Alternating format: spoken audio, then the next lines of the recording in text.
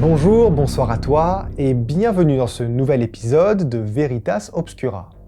Aujourd'hui, je me suis dit qu'il était temps qu'on évoque enfin les grandes épidémies.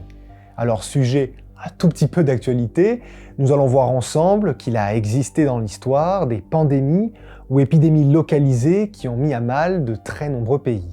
Alors on pense évidemment à la peste noire, le choléra, la variole et la grippe espagnole, mais il y a eu bien d'autres épidémies importantes, affaiblissant considérablement notre civilisation. Alors, comme vous le savez, de mes 3 prochaines histoires, une seule est vraie, on se retrouve donc en conclusion pour la véritable histoire. Vous êtes prêts ? Alors, installez-vous confortablement et commençons cet épisode sur les grandes épidémies.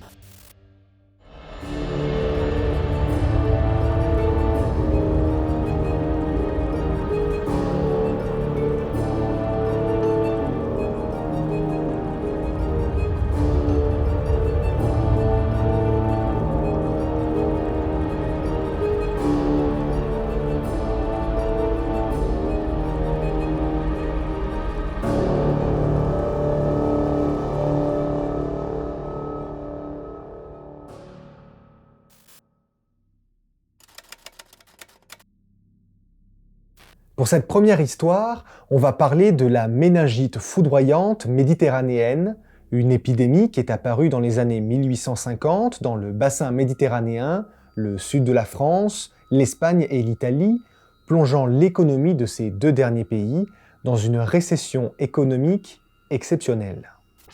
La méningite, c'est l'inflammation des membres qui entourent le cerveau et la moelle épinière. Les symptômes vont de la fièvre, malaise général et douleurs musculaires, jusqu'à la paralysie oculaire, les convulsions et la mort.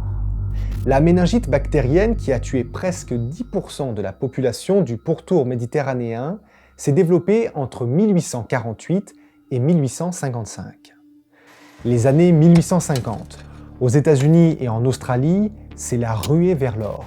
En France, le coup d'État de Napoléon III instaure le Second Empire et rétablit le suffrage universel. En Italie, l'hégémonie piémontaise et le Rassemblement national entraîneront bientôt la naissance du Royaume d'Italie, fortement secoué par la méningite virale. En Espagne, enfin, l'épidémie entraîne une révolte paysanne qui prône l'anarchie, bien aidée par le règne très impopulaire d'Isabelle II. C'est donc dans ce contexte qu'aux alentours de 1848, à Manresa, un petit village espagnol au nord de Barcelone, se voit déserté en moins de 2 mois à cause d'une épidémie de méningite virale. Le patient zéro n'est pas connu, mais la méthode de transmission de cette bactérie hautement mortelle, à l'époque tout du moins, est très simple. Similaire au Covid-19, c'est au travers des gouttelettes contaminées, sécrétions nasales et salive, qui se retrouvent facilement sur des objets manipulés par des sujets sains, qui tombent donc malades. Cette souche-là était très contagieuse et extrêmement létale avec les moyens sanitaires de l'époque. Une personne contaminée passait de la phase incubatrice jusqu'à la transmission, puis la mort pour 6% des infectés en moins d'1 semaine. À Manresa, le village vit de l'exportation de ses produits locaux. Les marchandises contaminées par la bactérie partent alors en calèche, direction Barcelone, ville portuaire, qui embarquera certains de ces produits vers Marseille, puis l'Italie. Les bactéries survivent au voyage et entraînent la mort sur leur passage. Le nord de la France n'est bizarrement pas touché par ce fléau qui s'est cantonné aux villes densément peuplées bordant le bassin méditerranéen, ainsi que l'Espagne et l'Italie, qui ont dû faire face à une très grande crise sanitaire à partir des années 1851. À l'époque, pour lutter contre ce fléau inconnu, les médecins de peste refont surface pour soigner les patients en toute sécurité. Alors bon, pour ceux qui ne savent pas d'ailleurs, le masque de peste avait cette particularité de bec d'oiseau, car à son bout, on y entassait des mixtures, des herbes et des épices censées protéger de la maladie. Ces médecins mettent alors le feu aux maisons contaminées, les corps de leurs propriétaires jonchant le sol. On fait boire des concoctions de cerfeuil et d'opiacés censés atténuer la toux et la douleur généralisée, et on pratique des saignées pour purifier le sang. À l'aube de l'année 1855, certaines villes d'Italie comme Rome ont perdu presque 20% de leur population, atteignant même les 25% à Florence. L'Espagne, elle, n'est pas en reste, avec presque 15% à Madrid, apportant par là même la révolte populaire, renversant le règne d'Isabelle II. La maladie s'estompe finalement au milieu de l'année 1855, alors que les populations désengorgent les lieux normalement très denses, limitant alors la transmission de proximité.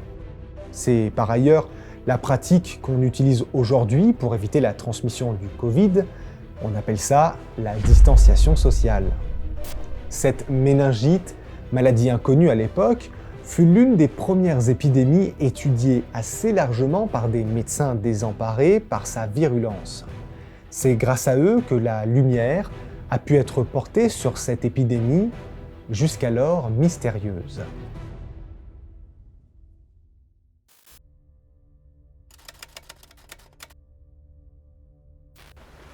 Alors que le conquistador Lucio Niño Fernández se pose sur les plages de Tulum au Mexique aux alentours de 1538, l'accueil de la tribu aztèque de l'empereur Huayna Capac est chaleureux. On leur délivre des offrandes d'or et d'argent qui attisent la convoitise de l'Espagnol. Son grand bateau siège sur le bord de la plage et à son bord de nombreuses troupes hispaniques ainsi que des esclaves. Ceux-ci vont provoquer, sans le savoir, une extinction massive de la population locale avec la variole, un virus inconnu des Aztèques.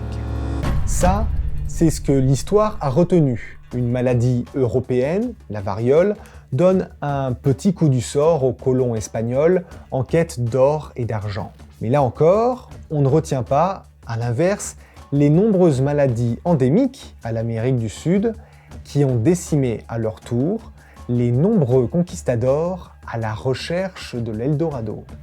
Avançons de quelques années jusqu'en 1543, date du retour sur les terres aztèques des conquistadors armés et prêts à se battre pour récolter les précieuses ressources. Malgré les nombreuses défenses de l'armée aztèque, la force de frappe des Espagnols, leurs chevaux prêts au combat, il est à savoir d'ailleurs que les Aztèques et Mayas ne connaissent pas l'existence des chevaux. Alors voir des hommes comme eux, assis sur le dos de bêtes inconnues, leur provoque une crainte indicible. Ces visiteurs géants et presque divins prennent alors rapidement le dessus. Ajoutons à cela la variole, emmenée par un esclave et un seul, qui va se répandre comme un feu de forêt et décimer la plupart des natifs mexicains. Cependant, les combats au corps à corps avec ceux-ci, le contact salivaire et de sang entre ennemis vont aussi contaminer un nombre impressionnant de soldats hispaniques contraints à une fuite temporaire. En effet, aux alentours du 3 juin 1545, une forme d'angine bactérienne les menace fortement d'abandonner leur quête du Nouveau Monde. La civilisation aztèque est à deux doigts de survivre à ces nombreuses attaques ennemies. Ces assaillants, les conquistadors, développent donc une forme grave d'angine streptocoque, une maladie endémique qui, si elle ne fait pas grand-chose aux Aztèques, provoque en revanche aux Espagnols des saignements intenses, des vomissements, des nécroses, des amygdales. L'épidémie se répand alors rapidement, en quelques mois environ, dans la colonie, obligeant certaines garnisons à s'isoler pour éviter une propagation mortelle. Les bateaux font demi-tour, ou s'engorgent de matelots et soldats malades, agonisant sur des galions devenus lieux de mort. On peut retrouver dans les écrits de certains commandants de flotte des comptes rendus de la contagion auprès de ces troupes. Celles-ci sont démoralisées, beaucoup de catholiques croient en une punition divine, et comme je le disais plus tôt, ces agissements ont failli décourager définitivement les expéditionnaires espagnols. Dans ce contexte très indécis, c'est pourtant le décès par la variole de l'empereur Huayna Capac et de sa famille, qui les avait accueillis quelques années auparavant, qui sonnera le glas de l'Empire aztèque. De nombreux médecins hispaniques se rendront à Tulum au début des années 1530 afin d'en apprendre un peu plus sur cette maladie qui a mis un genou à terre les nombreux régiments de conquistadors. On dénombre environ 15 000 décès du côté des conquistadors dus à une maladie qui leur était totalement inconnue. Alors on connaît évidemment de nos jours l'effondrement des civilisations Inca et Aztèques à cause d'une colonisation massive durant de nombreuses années. Mais peu sont au courant, j'en suis sûr, de la grande épidémie des conquistadors.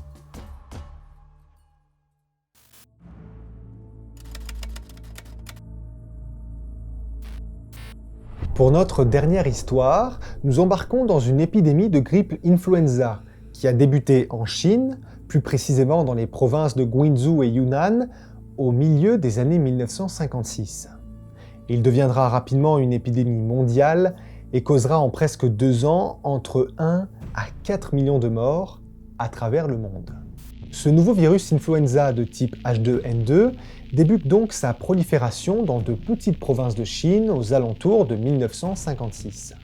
À cette époque, le monde n'est pas vraiment préparé à l'émergence de pandémies et les centres de contrôle des maladies, à l'instar du CDC aux États-Unis, ne sont pas légion.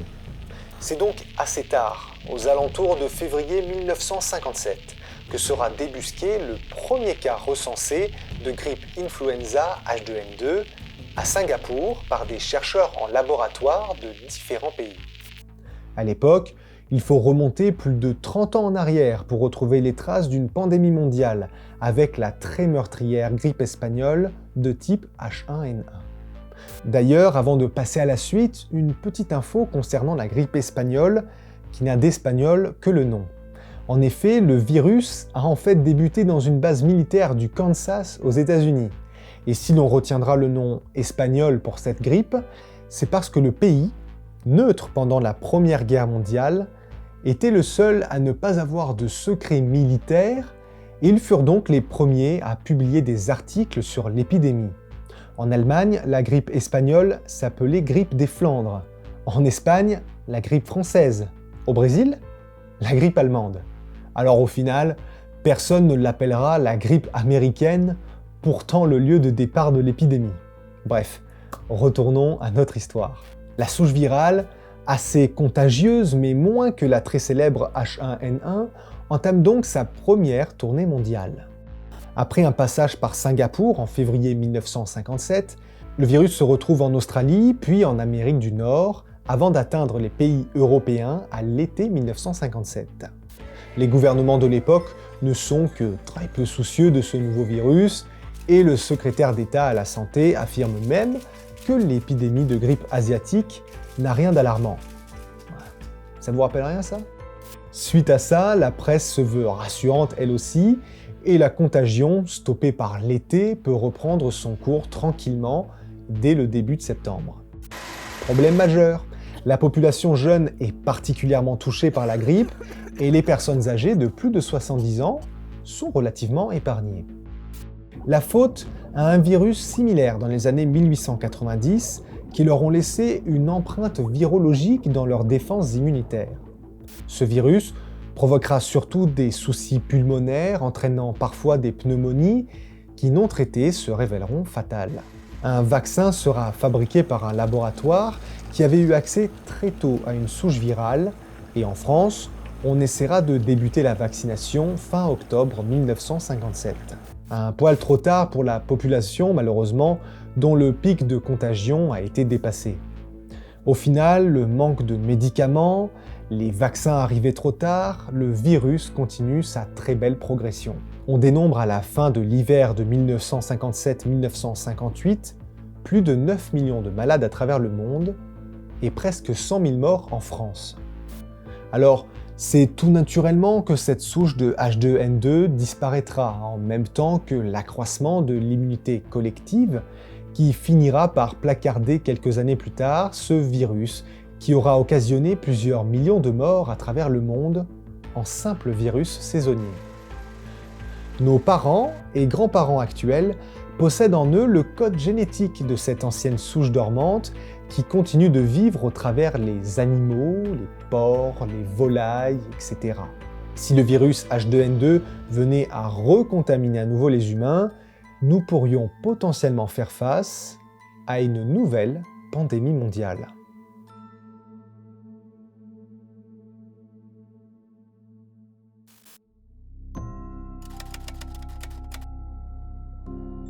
Et voilà, encore un nouvel épisode de fini, j'espère qu'il vous a plu. Alors comme d'habitude, avant de passer à la conclusion, je vous propose de vous abonner si ça n'est pas encore fait, puis de mettre un petit like, ainsi qu'un petit commentaire. Surtout, n'oubliez pas d'activer la cloche, comme ça vous ne louperez jamais mes prochaines vidéos. Bon allez, ça c'est fait, alors on y va. Quelle était la véritable histoire ? Eh bien, il s'agit de l'histoire de grippe asiatique, qui a fait plus d'1 million de morts, pour sûr, à travers le monde. Alors les estimations sont pas ultra précises, pour la simple et bonne raison qu'à l'époque, la surveillance des épidémies n'était pas monnaie courante, comme je disais dans l'histoire. Il y avait peu de centres de contrôle des maladies. Et comme je le disais aussi, les gouvernements d'époque étaient très laxistes vis-à-vis d'une potentielle pandémie mondiale, et la médecine de l'époque pensait tout résoudre avec la nouvelle molécule magique, l'antibiotique. Bref, les choses ont peu évolué sur certains points, notamment en ce qui concerne la réaction des gouvernements vis-à-vis de l'émergence d'une nouvelle maladie.